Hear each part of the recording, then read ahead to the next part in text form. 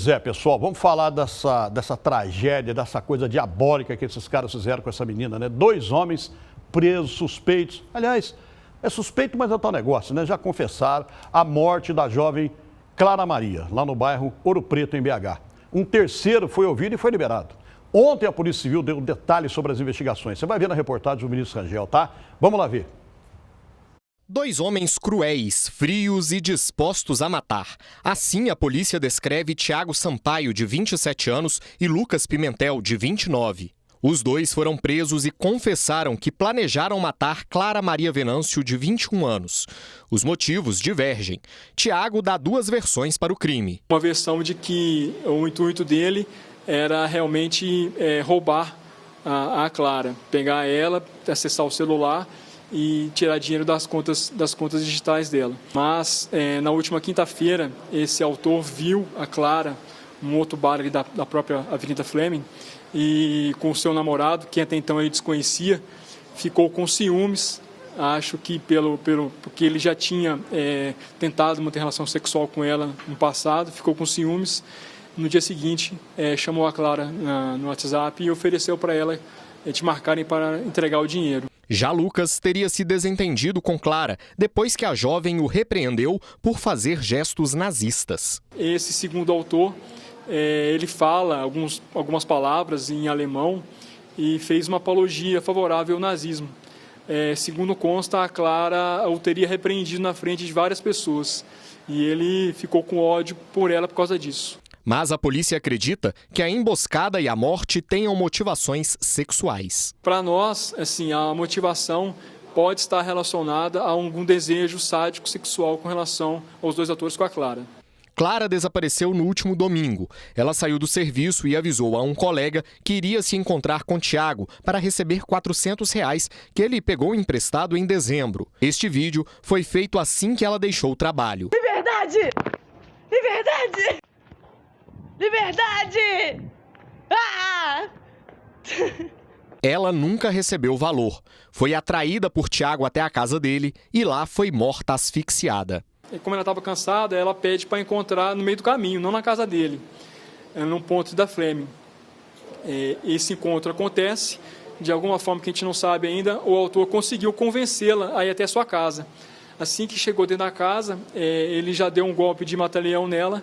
O corpo foi enterrado no quintal da casa na segunda-feira e concretado na tarde da terça. Tem um canto da junção das paredes, eles tiraram a terra, colocaram o corpo, cobriram com a terra. Mas o corpo começou a inchar e começou a sair da terra, sair para fora e o cheiro começou a exalar. Aí ele tentou pegar um entulho e um cimento já duro, ele conseguiu amolecer esse cimento e cobriu lá. Nenhum dos 2 presos tinha passagens pela polícia. Segundo as investigações, Tiago era usuário de drogas. E foi esse o motivo que fez ele sair de Salvador, na Bahia, e vir morar em Belo Horizonte com a tia. Como não largou o vício, acabou se desentendendo com ela e alugou o barracão onde o crime aconteceu. Segundo a polícia, Tiago, depois de matar Clara, planejava fugir da cidade. Após esse crime, na terça-feira, ele estava conversando com um amigo que mora em outro estado, onde ele estava querendo saber como é que era a vida nessa cidade que ele se encontrava no sul do país, como é que era o trabalho, que ele tinha a intenção de se mudar para lá e esse amigo o ajudasse. Aí tem uma última pergunta que ele faz, o amigo pergunta para o autor, mas vem cá, você está querendo vir para cá, isso tem relação com a morte da Clara? O autor não teve como responder essa pergunta do colega porque a gente prendeu nesse momento. Na quarta-feira, quando o corpo de Clara foi achado, Tiago havia marcado um encontro com outra amiga, que, segundo a polícia, também poderia se tornar vítima do estudante de odontologia. Montaram um grupo e saíram em diligência à procura de Clara e desse autor, que é conhecido deles. E o autor apagou redes sociais, pagou tudo, e ele dava respostas evasivas para todas as pessoas. Porém, para uma das amigas da Clara, ele chegou a dar o endereço exato dele, que é o local do sinistro, e chegou até a marcar com ela de se encontrar. Esse encontro não aconteceu, graças a Deus, porque a gente o prendeu antes. Possivelmente, ela seria a próxima vítima. Lucas morava em Santa Luzia e é pai de 5 filhos. Ele e Tiago eram homens acima de qualquer suspeita. São pessoas sem antecedentes criminais, né? Um deles tem 5 filhos.